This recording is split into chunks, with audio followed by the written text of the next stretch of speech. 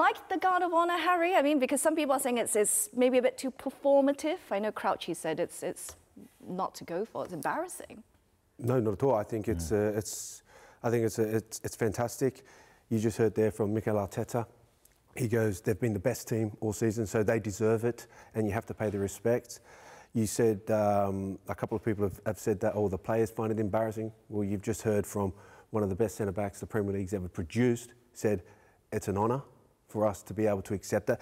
And yes, we don't see it all the time because a lot of the last couple of seasons have gone down neck and neck, so you don't see it, and things have finished on the last day. Liverpool have been so dominant, especially at the start of the season, that they've deserved this, and you know, it comes very rarely. You know, and they've had it for, what, 5 games? They can have it for about 5 games. And I think they should accept it and be proud of that. How do you think it feels like to be the one giving the Guard of Honor, Jason? I've just seen the footage there. I'm not sure whether I was involved in that Arsenal one. I definitely played in that kit, but I don't know whether I was involved. I can't remember.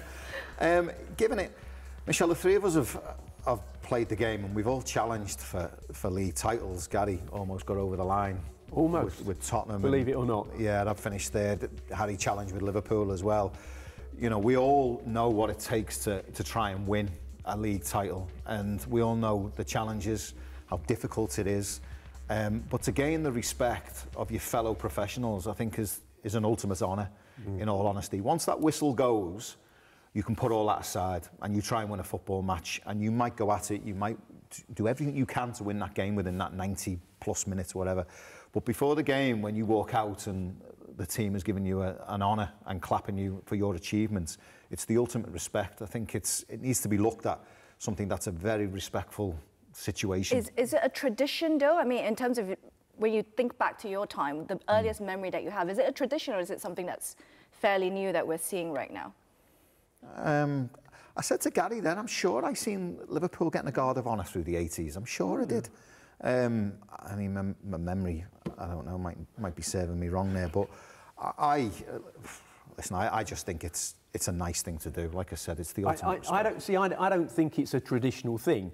I think it's something that's come in the last 3+ decades, pretty much in line with the Premier League, and it is to do with the promotion of sportsmanship, respect, which of course all the bodies, the FA, the UEFA, FIFA, the Premier League, they're all trying to promote this. You know, even the handshake before games. I never shook an opponent's hand before a game when I used to play. It's the last thing I would have wanted to do because I'm going into battle against them. And to shake their hand and wish them good luck. Well, hang on, why am I wishing somebody good luck who's going to play against me? I agree with what Gary said there. So no handshake for you? No, listen, Gary used the word there, respect, and I get it, you know, the way the game's gone, how they've tried to clean up football in comparisons to other sports, rugby, for instance, how they are respectful towards the referee and the officials. I understand that, and there was an element of changeover with the tackling in the game. They tried to eradicate certain elements of football where we're more respectful to our opponents and stuff. So, but I get, listen, it's a completely different scenario from a walking out for a Guard of Honor to what it is shaking an opponent's hand. I'm not up on that. I would always shake a hand after a game and say thank you. I'd never say well played after a game, whether they'd beaten me or I hadn't. I just said thank you. That was it. But in terms of, you're talking about sportsmanship, right? And then the concept of this battle that you're in. I think Celtic weren't given any, did they? When they won, Rangers didn't give them any. And I think between Barcelona and Real Madrid as well, there were a few times that they've never given each other any, despite it all. Yeah, well, there are huge rivalries, and I guess it is at the discretion of the club who has to give the, applause of honour, whatever you wish to call it. And presumably, if they wish not to do that, they're at liberty to exactly not do it. I think there's no law against it. You won't be punished if you decide not to do it. It's up to the players and the club's choice. But should this scenario happen, which, based on recent form, is likely not going to happen anytime soon, if United had won the league with games to go, would Liverpool players, and would you, if you were a Liverpool player, would you give United a Guard of Honor? Michelle. Look, like I say, I carry on advising. It's probably not going to happen. It comes to me now. Go on, Harry, answer that.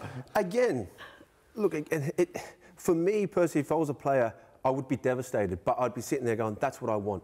I want to go out there and I wanted to win. How can I improve now to actually get that achievement? How can I win? It would actually spur me on. And then when the game actually kicks in, I'll be going, well, these champions are not going to beat me. And we did see it last week with Chelsea. Chelsea gave the guard of honour, and Chelsea came out flying and absolutely destroyed Liverpool. But you're talking about the rivalry between United and Liverpool here. Yeah, I know we're talking about the rivalry, and you said I was a player, so I wouldn't actually make the decision. The actual manager would. So if I was the manager, then I have to make decisions. But yes, if I was a player, so it would be down to the discretion of the manager. Agree. Would you? I wouldn't like to do it. But I think there was an incident. I can't remember who it was. I can't remember who it was. It might have been a City player. But Bernardo Silva, yeah, he didn't clap. He just held two bottles very awkwardly during the guard of honour. I'd be like, if it was Manchester United, yeah. Listen, the fans, I think, wouldn't want you to do it. But out of respect, I think it would happen, yeah, even United. But if it flipped on the other side, exactly. I'd be asking for United to do it. So again, it's one of those.